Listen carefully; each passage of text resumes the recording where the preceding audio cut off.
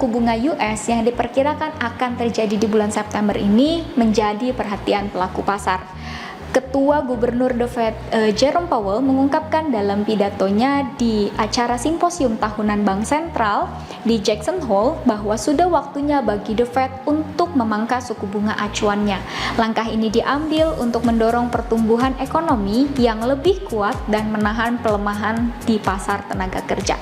Optimisme mengenai penurunan suku bunga acuan US akhirnya menjadi salah satu berita baik yang mendorong kinerja pasar modal Indonesia. Sejak 30 Juli sampai dengan 30 Agustus 2024, kinerja IHSG naik 5,72%, indeks IDX 30 naik 5,31% dan indeks obligasi pemerintah naik 1,12%. Apakah kenaikan kinerja pasar modal Indonesia saat ini merupakan sentimen jangka pendek? Atau apakah saat ini sudah merupakan waktu yang tepat untuk mulai berinvestasi?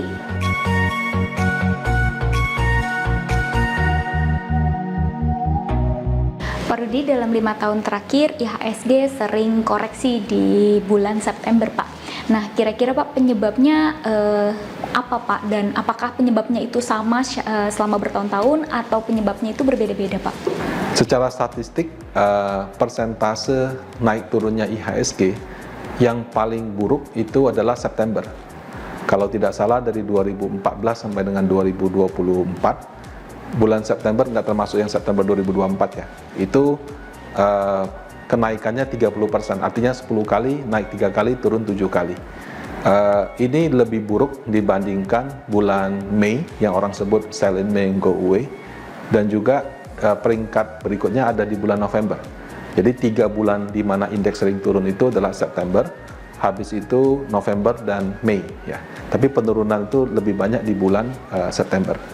Kalau tahun 2019 itu kita kan mengalami pilpres yang persaingannya sangat ketat. Tapi bukan itu yang bikin indeksnya turun, bikin WNC ya. Tapi di bulan September kemarin itu kalau di 2019, Bapak Ibu kalau masih ingat itu adalah era perang dagang. Donald Trump mengenakan bea cukai, bea masuk untuk barang dari China, China-nya balas. Nah itu yang bikin pasar global itu bergejolak, Indonesia juga negatif. Kemudian di September 2020 itu ada pandemi. Ya, kalau di pandemi 2020 saya cek data statistiknya, Januari, Februari, Maret indeksnya koreksi dalam. Kemudian April sampai dengan Agustus indeksnya rebound cukup tinggi.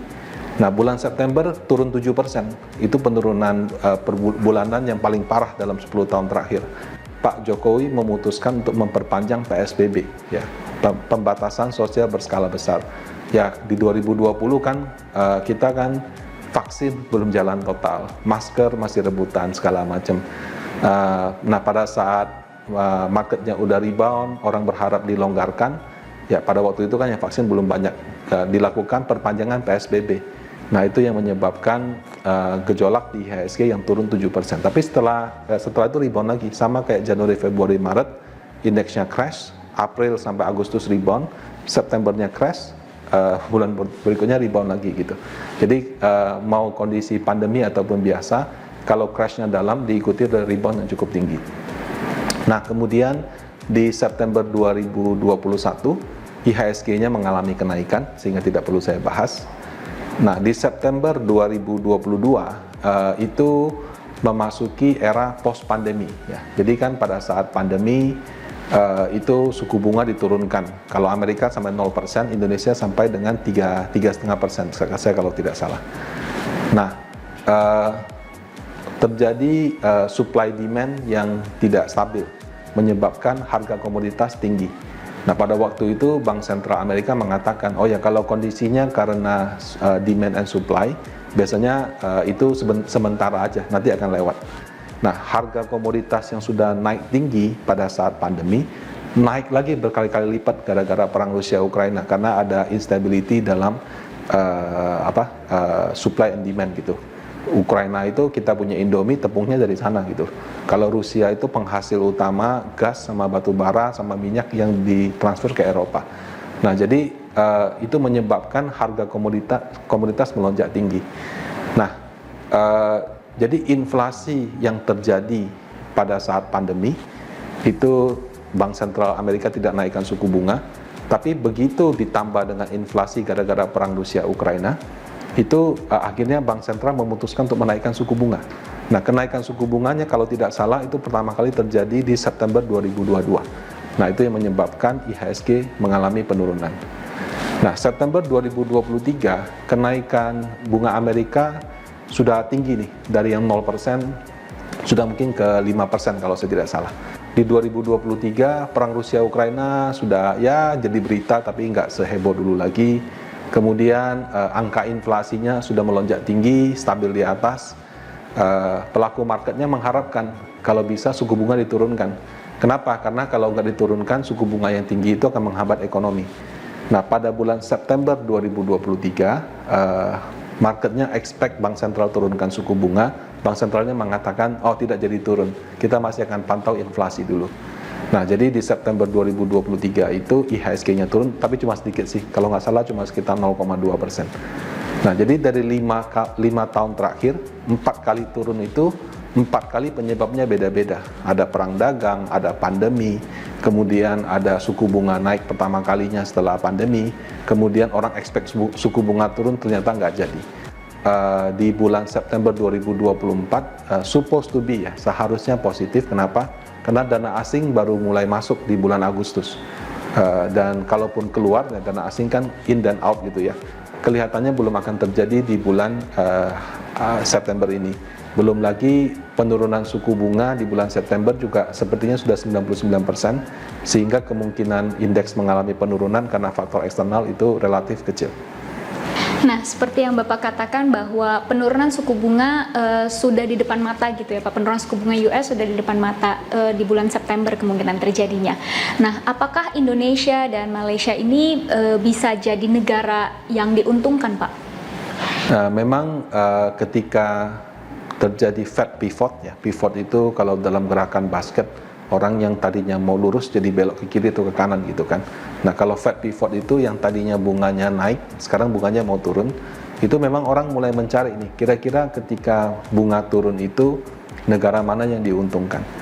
Nah, dari pembahasan di Bloomberg, somehow fokusnya di 2 negara, yaitu Malaysia dan Indonesia gitu. Nah, ketika saya baca-baca, keterangannya seperti ini. Kalau Malaysia kenapa diuntungkan? Malaysia kan kalau kita tahu gejolak politiknya juga luar biasa kan. Perdana Menteri yang sekarang itu kan dulu pernah dipenjara.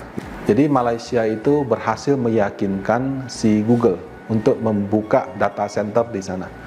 Nah, Indonesia juga Amazon buka data center, tapi dia punya skala tidak sebesar Google. Kalau tidak salah investasi Google di Malaysia itu mungkin 2-3 billion US dollar. Jadi 20 kalau anggap 15.000 kan berarti 30-45 triliun gitu.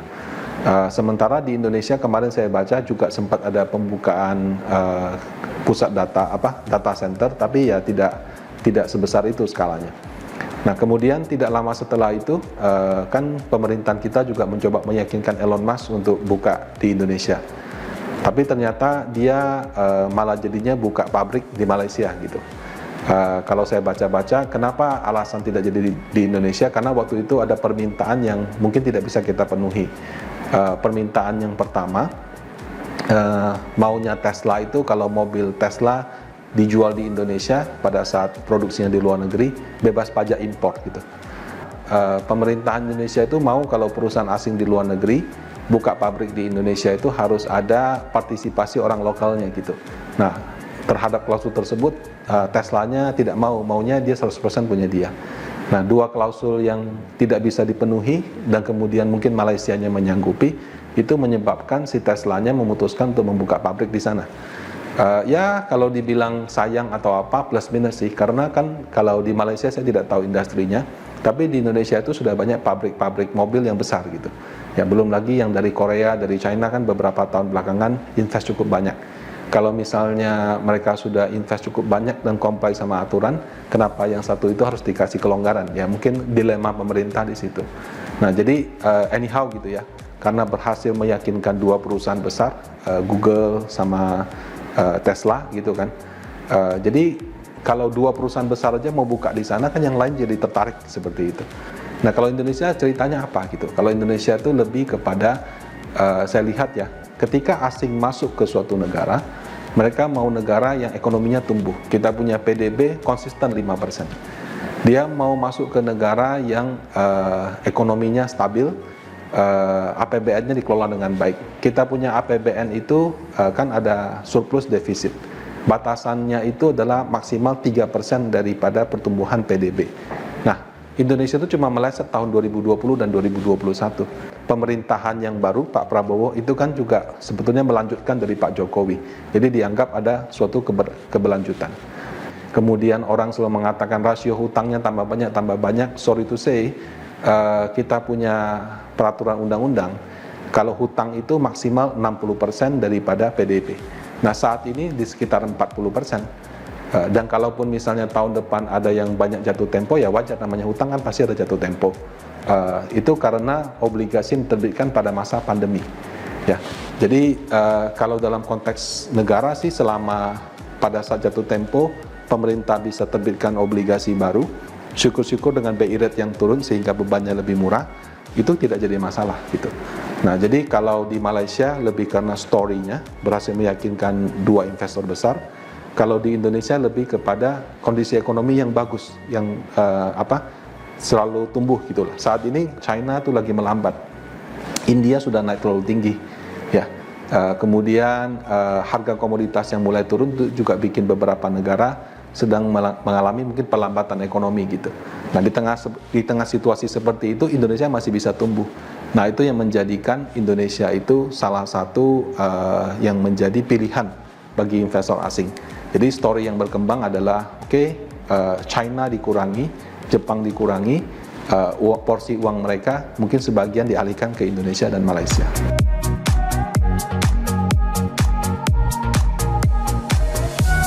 Hai sahabat Panin AM, terima kasih ya sudah menonton video ini.